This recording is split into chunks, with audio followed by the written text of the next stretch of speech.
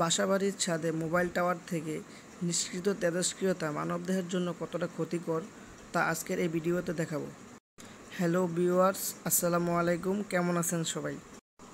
Mobile টাওয়ারের radiation ঘরের ছোট বাচ্চা বা বৃদ্ধ মানুষের উপর খুব মারাত্মকভাবে প্রভাব ফেলে, যা আমরা কখনোই গভীরভাবে চিন্তা করে দেখি নাই।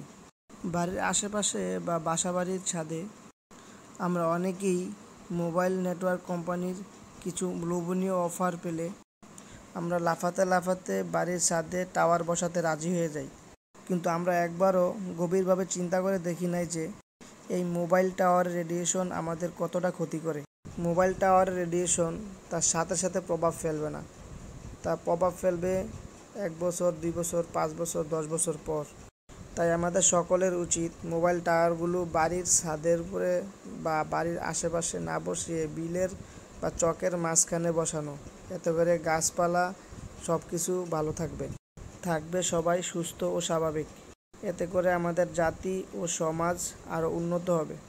তাই আমাদের সকলের উচিত এই বিষয়ে আরও সতর্ক হওয়া। এতে করে আমাদের ভবিষ্যৎ প্রজন্ম নতুন একটি বাংলাদেশ পাবে।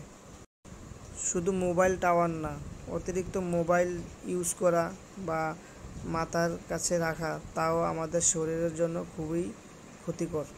তো গাইজ, আজকের ভিডিওটি এই পর্যন্তই। ভিডিওটি ভালো লাগলে লাইক, কমেন্ট এবং শেয়ার করবেন। আসসালামু আলাইকুম।